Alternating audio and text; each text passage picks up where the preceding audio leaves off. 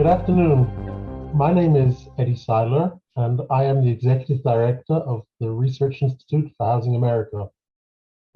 Before the pandemic, a couple of years ago, I met with John Weicher, Dr. John Weicher, and we discussed John writing a paper on wealth and inequality for the Research Institute.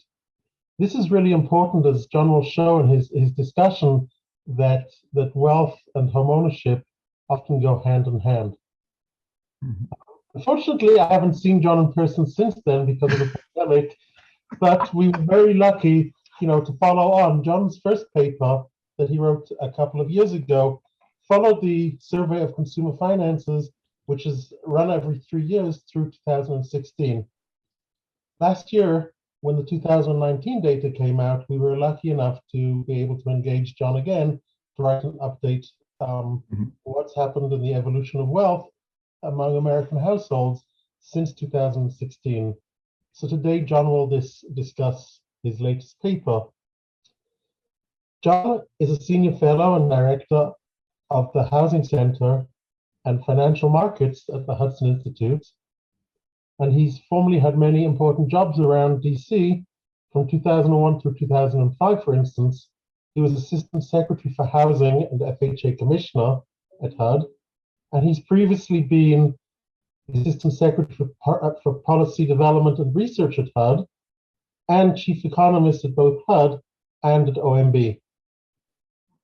One final thing before we move on. So, one of my jobs at the Research Institute is to read the papers and edit the papers. And John, apart from his PhD from the University of Chicago, also has the distinction of having an undergrad in English. So unlike many economists, it was a real pleasure to read John's work from an English perspective. So handing over to you, John. Thank you. Thank you, Eddie. And I want to thank the Research Institute for Housing America for supporting this work and the paper before, and I've enjoyed working on both of them, and I appreciate your help, and I appreciate the rapidity with which you turn around drafts with very useful comments. Thank you very much. Let me start by talking about what happened to the distribution of wealth between 2016 and 2019, where we have surveys of consumer finances from the Federal Reserve from both of those years. One important thing that happened is that the distribution of wealth became slightly more equal between 2016 and 2019, just slightly. The share of total wealth owned by the richest 10% of American families declined from 77.1% to 76.5%. Not a big change, but most of the changes in the distribution of wealth have gone the other way to a minor extent from one survey to the next. The other point that's worth keeping in mind is that the wealth of the typical family increased by about 18% between 2016 and 2019. And this is measured in constant dollars throughout, with a few exceptions. I'm going to be talking in terms of 2019 dollars, and so that we don't have to worry about the fact prices went up a few percent between 2016 and 2019. So I want to start with some context for the last few years. To do that, I'm going back to 1992 and looking briefly at the surveys of consumer finances, what they have showed us from one survey to the next for most of the last 30 years. Back in 1992, our total wealth as a society was $30 trillion. Our average wealth was about $334,000, one third of a million. And our median wealth, the wealth of the family that was exactly in the middle of the distribution of wealth in the United States, in any given survey. In 1992, the median wealth was a little under $90,000. Our wealth, our total wealth, and our average wealth and our median wealth all increased steadily from 1992 to 2007. Total wealth increased by 150%. Our average wealth doubled, a little bit more than doubled. Our median wealth increased by about 2/3 in those 15 years. And then the roof fell in, and the Great Recession hit in 2008. And by 2010, all of these measures of wealth had moved in the wrong direction. We lost $11 trillion of our total wealth, more than 15% of our total wealth in 3 years. The wealth of the average family dropped by $100,000, a little less than 15% between 2007 and 2010. And the wealth of the family in the middle of the distribution dropped by almost $60,000, by 40% between 2007 and 2010. For the next 3 years, and we were still in the Great Recession, our total wealth went up a little bit. The number of households that we had went up more. And the result was that while our total wealth went up by $3 trillion, the average wealth of American households dropped by $3,000 in those 3 years. And the wealth of the household in the middle of the distribution dropped by about $1,000, a little more than $1,000.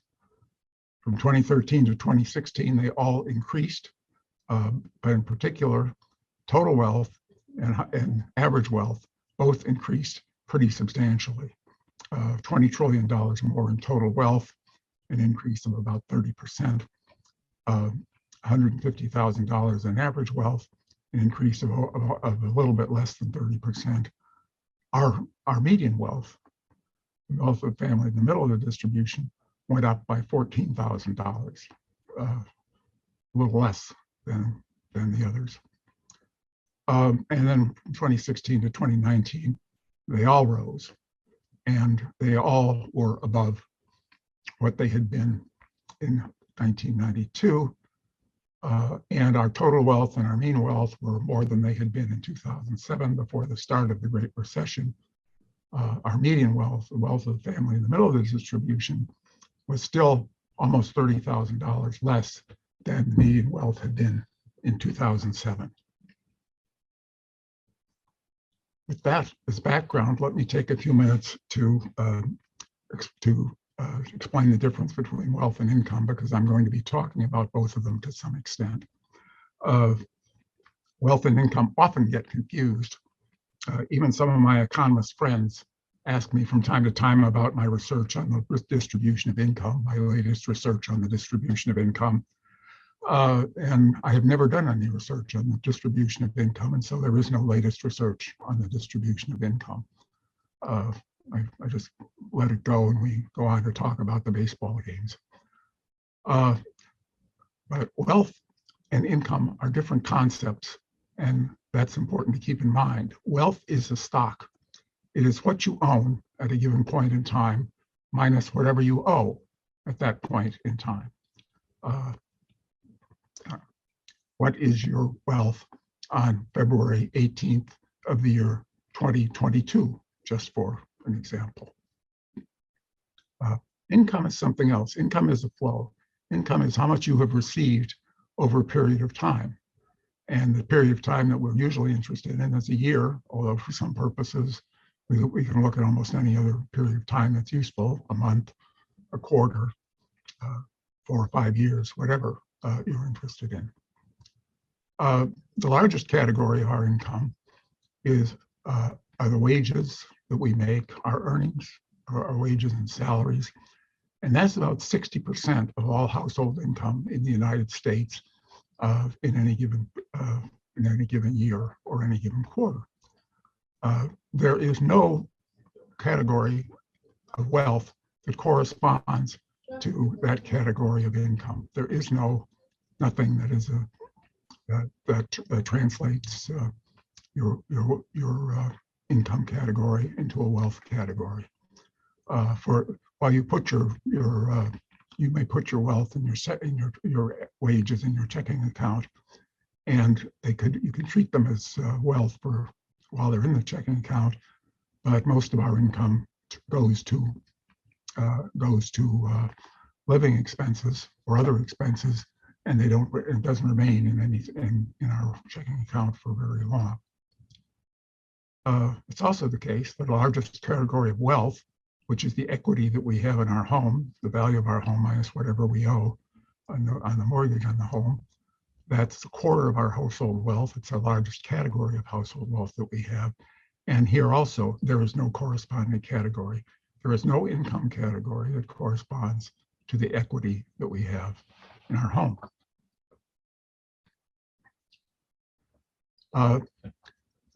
There is also a significant difference in income and wealth with respect to their relationship to our age. This shows for the year 2016, which is a typical year for most of the years I've been talking about. Our wealth and our income both start out at a very low level when we enter the labor force, when we may be 18 or 21 or a little older than that. As you can see, they're both less than $50,000 for the median household income and the median household wealth from the age of 18 on up to the age of 30, the early 30s, 30 to 32. At that point, our income and our wealth are both about $60,000. And from that point on, they both increase, but our wealth increases much faster than our income increases through most of the rest of our working lives. As you can see, our income increases, and in 2016, the highest income cohort of households were those between the ages of 57 and 59. The head of the household was between the ages of 57 and 59, inclusive. I think 3-year intervals are useful because the surveys are taken every 3 years, and it's possible to see how the groups changed over a 3-year period. Our wealth went up a lot faster and peaked in our mid 50s to our early 60s. In this year, in 2016, they were about equally high in our mid 50s and in our early 60s. And for that matter, although there were far fewer of us, it's almost the same for the typical household in its early 90s. We'll be using that information later in this paper.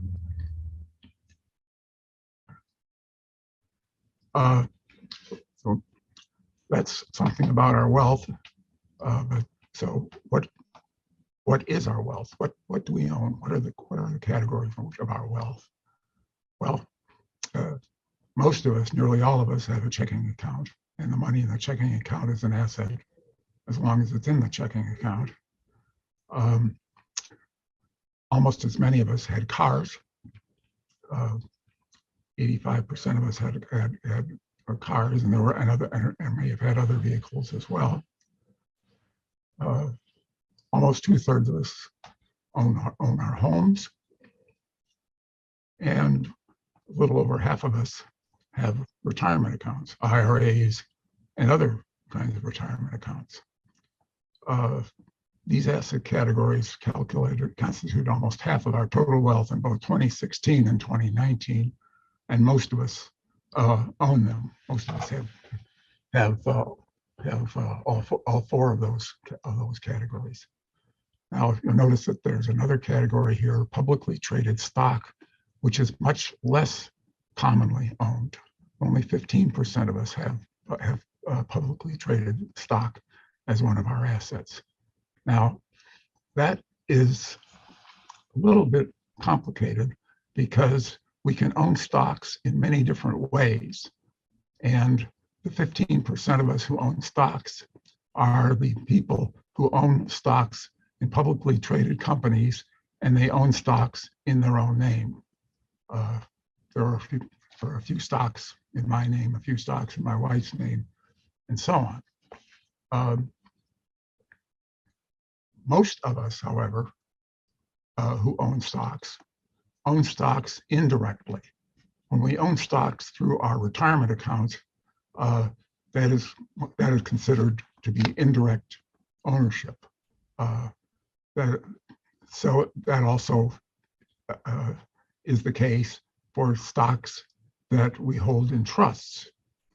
Stocks are about half the assets held in trusts, but only about 5% of us are beneficiaries of trusts. So there isn't a widespread ownership of stocks that are held in trusts. Stocks are also about half the assets in mutual funds, but only about 10% of us own mutual funds directly. We may own mutual funds as part of our retirement accounts and so forth. But these are, from this, it's pretty clear that the most common way of owning stocks is through our retirement accounts. And this slide makes that point, I think, even more clearly. Retirement accounts were established in 1974, but they became generally available and quite popular beginning in 1981, when any taxpayer, working taxpayer, could put money in a retirement account, and it would be there without tax until he or she retired, reached the age of 60, and began to draw on their retirement account. And over this long period, you'll see that in 1992, about 40% of us had retirement accounts, considering that none of us had retirement accounts in 1973. That was pretty impressive. Almost as many, almost 40% of us own stock, period. We own stock either in any of the ways that I just discussed. And the third bar here, the smaller blue bar, was the percentage of us who owned stocks directly. And from 1992 on up through 2000, 2001, 2004, 2007, both our holdings in stocks and our retirement accounts and our direct stock ownership were increasing, but the direct stock ownership wasn't increasing very much. Since then, about half of us in each survey have owned stock directly or indirectly, over 50% of us, very occasionally a little bit less than 50%, and over half of us, a little over half of us, have had a retirement account. And the stock holdings in general and retirement accounts have moved together from one survey to the next, while direct stock ownership after 2001 has drifted downward from one survey to the next until perhaps the most recent. Just went in the wrong direction. There we are, beg your pardon. Now, there's another category I want to talk about also, and that is our businesses. About 13% of us own a business. Businesses are about 22%, almost a quarter of our wealth. Now, talking about businesses in this context, these businesses are not shares in a publicly traded company. We do not own stock in AT&T or whatever you might be thinking of. They are businesses that we own and that we personally manage. And they can be small businesses, proprietorships owned by one or two people, or a few people, sometimes owned by one person. Partnerships. The most common partnership used to be a mom and pop, a business that was owned by a man and his wife, or a woman and her husband. That was extremely common when I was quite a bit younger. There are also professional practices in law, medicine, other fields, which are, in this context, businesses, and they are owned and personally managed by the lawyers, the doctors, whoever the people are in the profession, in that particular profession. There's one other way in which our businesses, we own businesses, and that is as shares in a closely held corporation whose shares are not publicly traded. There are a lot of these. We don't always know who they are, which companies they are. Listed a few here. Give you an idea of one by looking at Cargill, which is one of the oldest that we have. A company that was an agribusiness company since it was founded in 1865, pardon me, by a gentleman named William Cargill, who bought a grain elevator in Iowa at the age of 21. And he owned that, and he expanded on that for the rest of his life. When he died in 1909 at the age of 65, and he was succeeded as president of Cargill by a gentleman named John McMillan, who happened to be his son-in-law, Mr. William Cargill's son-in-law. And since then, the head of Cargill has generally been either a person named Cargill or a person named McMillan, related to a person named Cargill, and that has been true ever since 1909.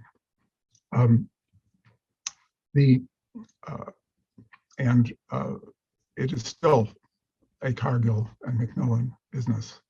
And there are, if I remember correctly, 6 members of the Cargill and McMillan families who are members of the board of directors of Cargill.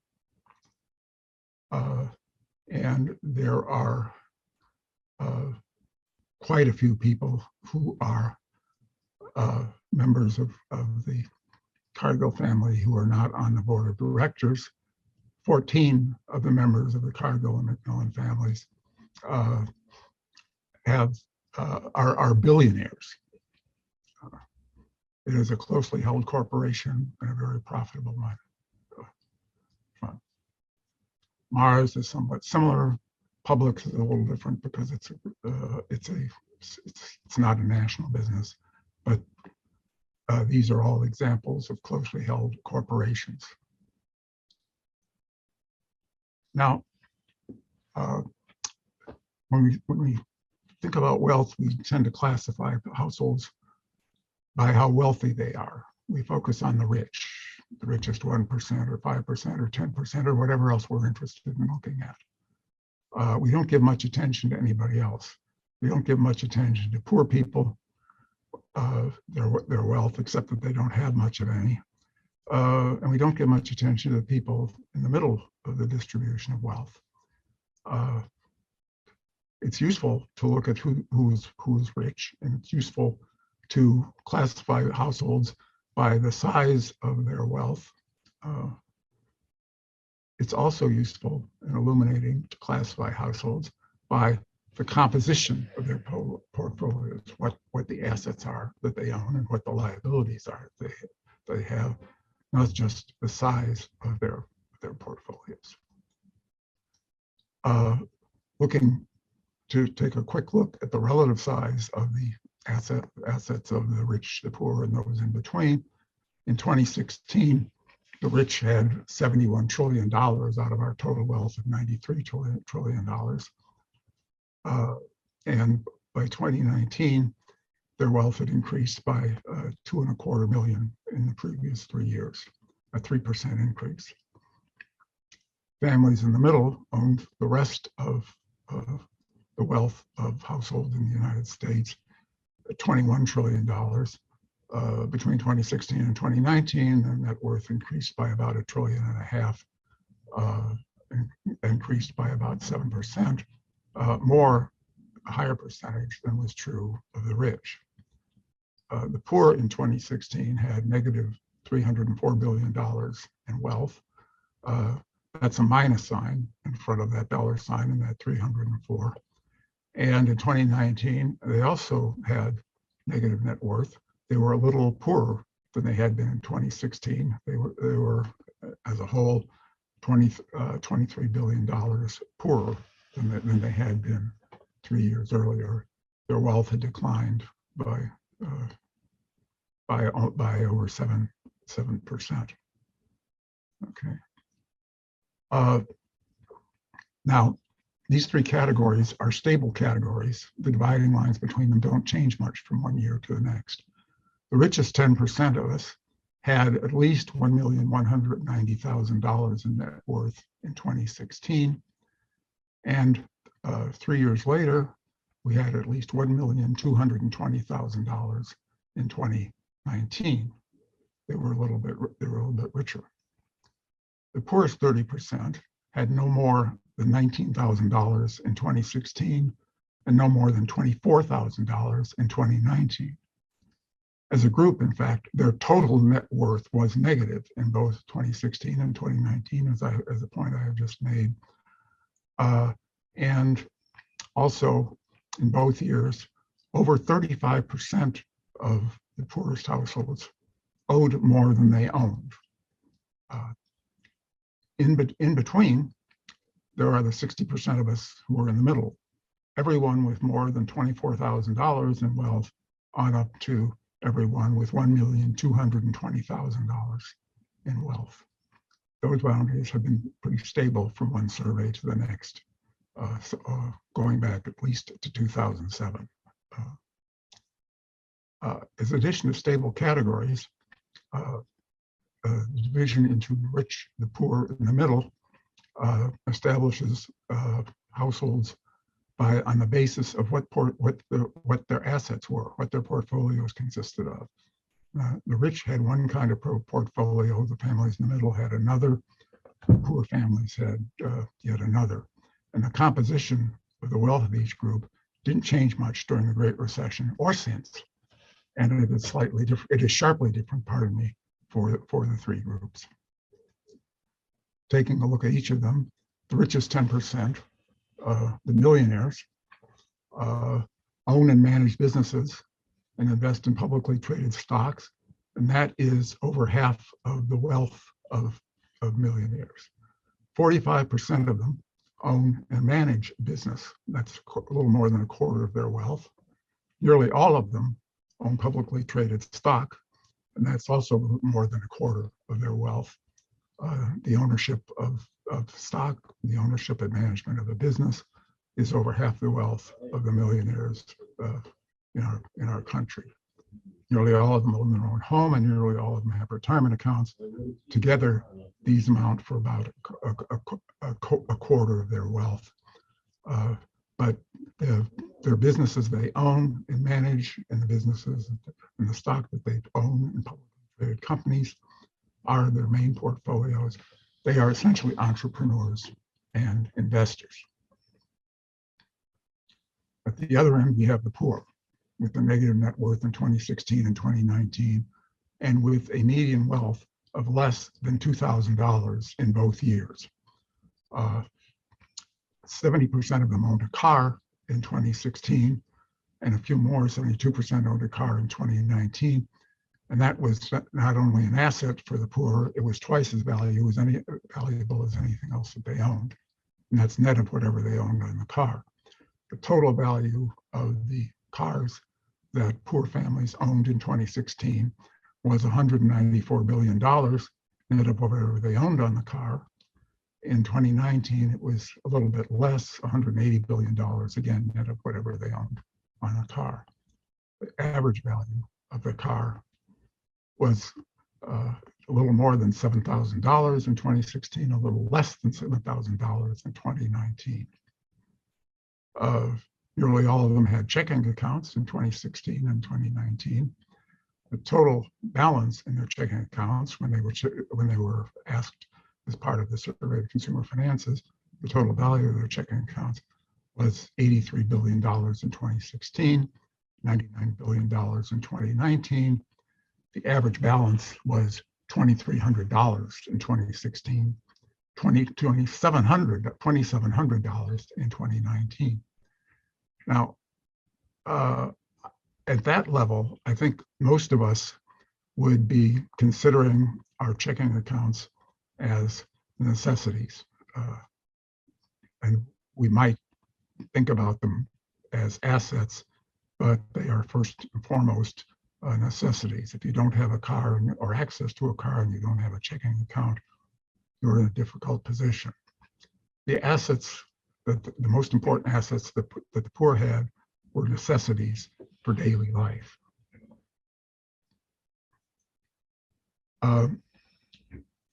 There is also a debt category here that I haven't previously mentioned, and that is student debt, which has been growing at least as much as the increase in stock holdings in retirement accounts since the early 1980s. As you can see at the top of this, the poor households constituted almost half of all households with student debt, even though they're only 30% of all households. And middle-wealth households have more than 50% of student debt. But the poor have much higher percentage of student debt than the families in the middle, let alone the rich families. And the average debt, student debt of poor families who owed student debt was $61,000. Now, any family with $61,000 in student debt is certainly going to be a poor family, and almost certainly going to be a poor family in this situation. That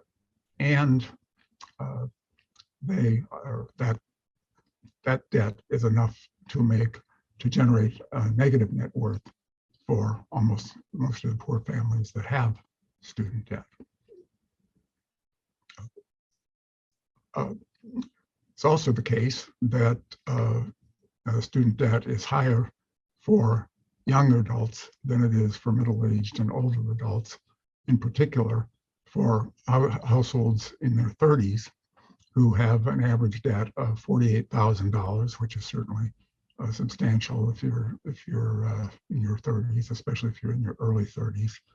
And families in their 30s owed about 40%, almost 40% of all student debt in 2019.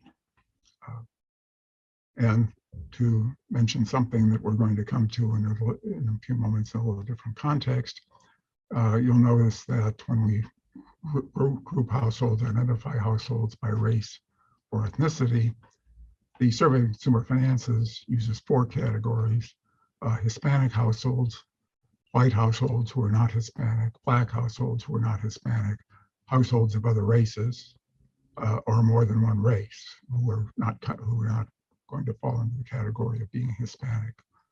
Among these 4 categories, Black households have a little higher average debt, if they are debtors, than either white or other households, and about $15,000 more than Hispanic households have in 2019.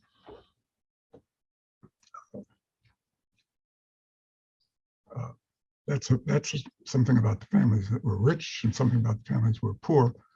Families in the middle, their homes were 42% of their wealth in 2019. 85% of middle wealth families were homeowners. And the number of homeowners went up by over a million between 2016 and 2019.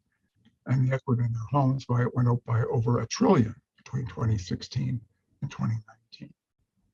The retirement accounts constituted another 25% part of their wealth. 60% of them had retirement accounts.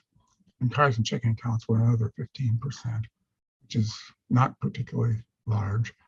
But if you look at this, the homes that the families in the middle own and their retirement accounts are 2/3 of their wealth in 2016 and in 2019, and indeed back to 2007 and earlier. They have consistently, since during the Great Recession and up to 2019, they have consistently devoted 2/3 of their portfolios to their homes and their retirement accounts. Those are their big assets. When circumstances have changed on them, the composition of their portfolios has changed, but the combination of their homes and their retirement accounts has been pretty close to 2/3 from one survey to the next over quite a few years. Homes and their retirement accounts are the assets that you most need when you are retiring. And I think it's fair to say that the families in the middle are looking toward retirement. They have been developing their portfolios so that they are looking to retirement. They hope to be in a pretty good position when it's time for them to retire. And that's their goal. Well, that tells us what the rich, the poor, and the families in the middle own. Who are the rich, the poor, and the families in the middle? Well, starting with the poor, poor households are young. Not surprising when you look at this slide that showed what wealth by age earlier in the presentation. A quarter of them are under 30. Another quarter of them are in their 30s. Median age of the heads of poor households is 39 in 2019, in both years actually. A third of them are middle-aged. They're older than 39 and younger than 65. And the remainder, about 14%, are elderly. Over half of all young households are poor, compared to less than a quarter of middle-aged households and less than 20% of elderly households. Now, the poor, to a substantial extent, have been to college and have the debt to prove it, but they are not well educated. A third of them have not finished high school. Another quarter of them have a high school diploma but didn't go to college. And a quarter of them went to college but didn't graduate. And of that group, 3/4 have outstanding student loans with an average balance of over $25,000. The remaining 13% are college graduates. Almost half of them, just short of half of them, are members of minority groups, Black or Hispanic or other races, families of other races. Okay, who are the rich? They're the opposite in many ways. They're old. Their median age is 61. They're well educated. More than 3/4 of them were college graduates, and more than half of them who were college graduates also had advanced degrees, master's degrees or PhDs, or professional degrees in medicine or law or any of a number of other fields which people can obtain professional degrees. A small fraction of them, a very small fraction of them, didn't finish high school. Most of the rich households are white. They are headed by a white man or woman, very different from the poor. And then there are the families in between, and they are in the middle. They are between rich and poor in any number of dimensions. They are they're 3 years older in 2019. They're 3 years older than middle wealth families were in 2007. And that made them 3 years closer to retirement than they were in 2007. The median age was 54, less than the median age of the rich, more than the median age of the poor. A third of them were college graduates, and a third of them also had advanced, a third of the college graduates also had advanced degrees. Less than the 77% of the rich who were college graduates, more than the 13% of the poor. 8% of them didn't finish high schools, less than the rich, more than the poor. 71% were white, less than the rich, more than the poor. Did I say more than, did I say that 8% of the finish high school was less than the rich? I beg your pardon if I did.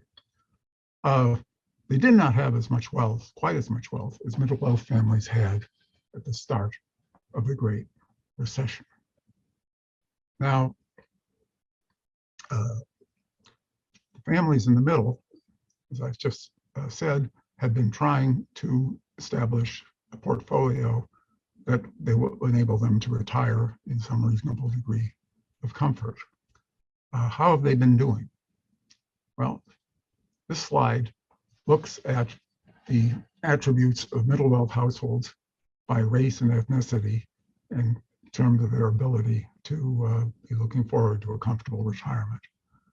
The average age of middle wealth households, for average age of middle wealth households, was higher for white households and black households, lower for Hispanic households and other households. The average net worth of households of other races and white races was very similar, a little over $300,000 in both cases. At the other end, both black and Hispanic households had a little less than $200,000 in net worth in 2006 and 2019. 87% of white households were homeowners. That was somewhat higher than each of the other three groups, but not dramatically higher, although it certainly would be more comfortable if the other households had the same home ownership rate. They would be in a better position. But, other households have the highest average home value of any of the four groups. Black households have the smallest home value of any of the four groups. It's also the case that other households have the highest mean home equity. Black households had the lowest average home equity. Most households, middle wealth households, had a mortgage or a home equity line of credit on the home that they owned. It wasn't much difference between white households, Hispanic households, and other households. Black households were less likely to have a mortgage, which is perhaps a little bit surprising. The average mortgage of those households in each group who had a mortgage, the average mortgage was highest for the household of other races, lowest for Black households.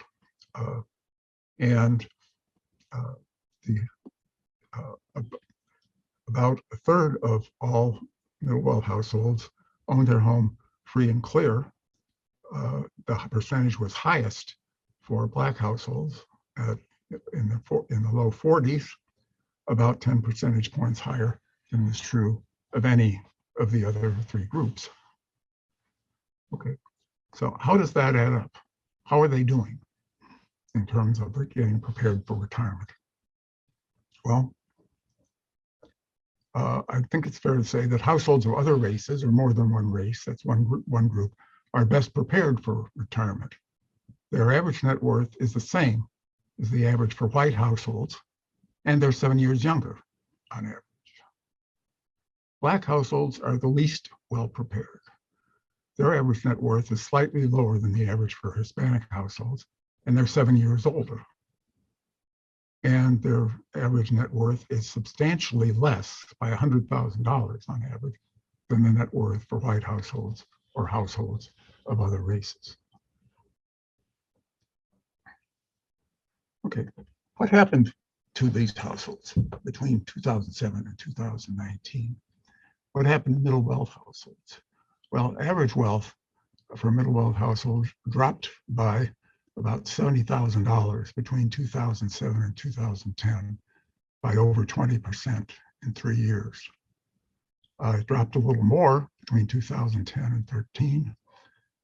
It bounced back to some extent by 2016, but they were still $40,000 less.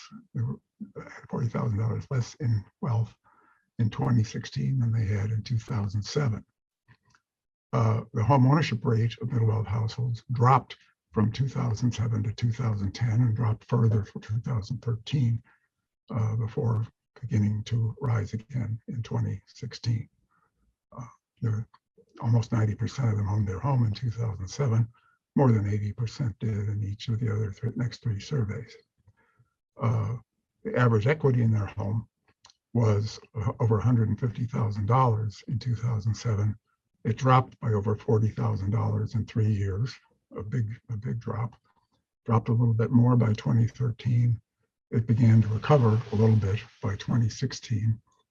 By 2019, while they had not caught up on either their average wealth or their average home equity, they were close to where they had been in 2007, which is better than they had been since 2007. On average, they lost a quarter of their wealth in just 3 years and gained less than half of it by 2016. And the equity in their homes fell by 30% from 2007 to 2010, and that accounted for over half of their loss of wealth in those 3 years. And even in 2016, their home equity is $30,000 less than it was in 2007. That accounted for about 3/4 of their wealth loss over those 9 years. That left them in 2019 almost back to where they were in 2007. What happened to the rich families? Well, they started with an average wealth of $4.5 trillion, a little more than $4.5 trillion in 2007. They dropped $4.5 million. They dropped $500,000 by 2010. They're down about 11% from 2007.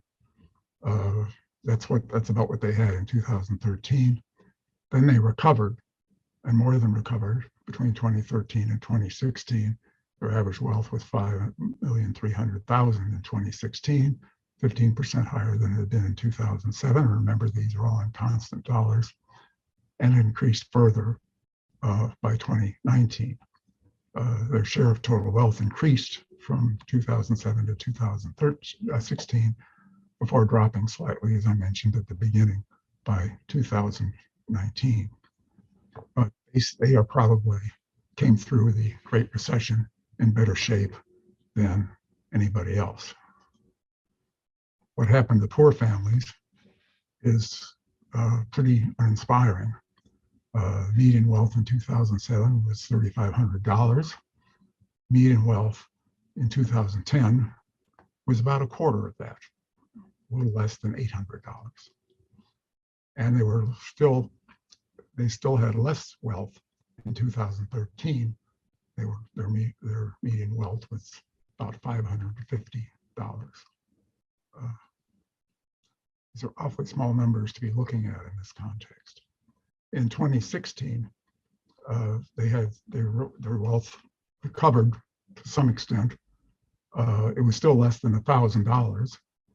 It was down about 75% from what it had been in 2007.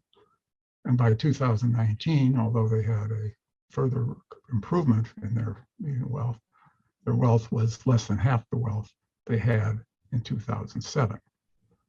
And we'll also see that there was a big increase in the number with negative net worth between 2007 and 2010. And then since 2010, between 35 and 40% have had a negative net worth in each of the subsequent surveys. Okay, that covers 2016 to 2019 in some detail. What's happened since then? Well, the economy was hard hit in early 2020, to say the obvious. Our GDP, our gross domestic product, dropped by 1/3 in the first half of the year. It then increased rapidly in the last half of the year, and it was higher in the second quarter of 2021 than it had been in the first quarter of 2020. The gross domestic product grew by about 6% in 2021, which was the largest increase in a year since 1984. That's pretty good. The stock market was something to behold, something to live through. It set records on Valentine's Day in 1984, then dropped by 1/3 in the next month, recovered to set new records in June of 2020 and further in the rest of 2020. And then in 2021, the stock market has set records over and over again by all the major indexes. The Dow Jones Industrial Average set a record 45 days in 2021 out of the 250 trading days in 2021. The NASDAQ set 46 records in 2021 out of the 250 trading days. The S&P 500 has set 70 records in the 250 days in 2021. That's been quite a roller coaster. The unemployment rate as of December 2021 was lower than it had been since the pandemic began. And the poverty rate in 2020, which is the latest available and was certainly not a great year by almost any criterion, the poverty rate in 2020 was the third lowest poverty rate in the United States in the last 4 decades. All of these, I think, are reasons for optimism, reasons to think that we're doing better economically than we might have expected. But there are a couple of further concerns that I think we should keep in mind. The inflation rate in 2021 was 4.7%. That's the highest inflation rate we've had in 3 decades, the highest since 1990. And the Federal Reserve Board's policy of cutting back its purchases of securities and mortgages in order to try to bring inflation down for a little bit better overall economy, the Federal Reserve's policy may affect the overall strength of the economy. Well, they certainly deserve credit for pursuing it, and they deserve credit for being quite clear about what they are doing. Thank you, and thank you again, Eddie, for inviting me to do this research. I've appreciated the opportunity.